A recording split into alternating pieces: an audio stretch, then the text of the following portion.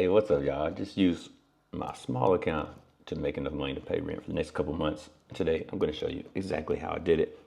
Did it a little bit different than the traditional way that we normally do things here. So, let me dive into the phone and share with you exactly what I did. So let's record the screen. 3, 2, 1. Bam. All right, so let's open up Webull. This is where our small account is at, where we're having our $1,000 per month challenge. So if you open this up, you can see right now my balance is $5,208. Yesterday, it was $4,700.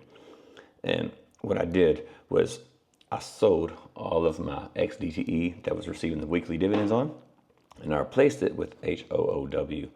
Now, when I did that, you can see here, I bought my shares at $68.10, and I actually bought 60 shares and not 53. But what happened is once this went up, like the actual market value was $4,010. And when this went up, I sold off all the money that it was going up, which was about $500. And I put that in my pocket so I can use that money to pay the rent. But you can see the value of the shares is still $4,064.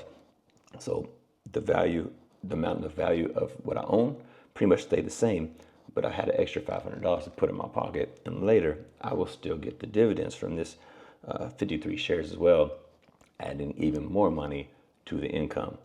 So what this is a method that another YouTuber actually came up with. He calls it core compounding. I'll show you really quick. So this guy right here, he has several videos about it. If you want to learn more about it, I suggest you watch these videos because he will explain it much better than I can. But the reason why this works for me, like I used to day trade stocks back during the COVID times, so I'm quite familiar with day trading. So this works kind of in a similar way, but the difference is, like whatever amount of money that you buy in with, you're going to try to maintain your position at around that amount, but you're going to buy something that pays a dividend, so you're still going to get paid. Like basically, you're like double dipping, right? You're going to be holding something like I just did for $4,000. When the price goes up to whatever amount that you like, I would say like a 5 or 10%. If it goes up 5 or 10% in value, then you take that 5 or 10% off, put it in your pocket, and keep your original shares at the price you bought it at. And the reason why you're keeping those is because they're going to pay you a dividend.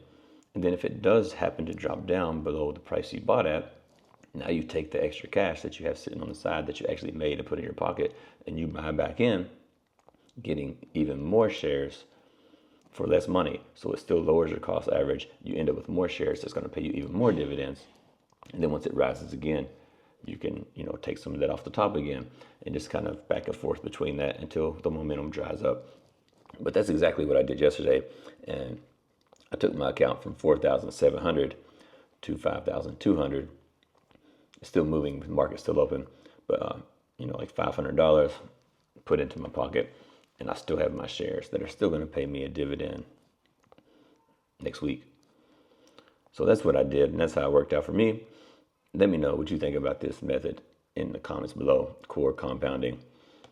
I'd love to hear your thoughts on it, and definitely go check out those videos about that. I'll try to put a link to it in the channel, in the description below. And I'll see you guys on the next one.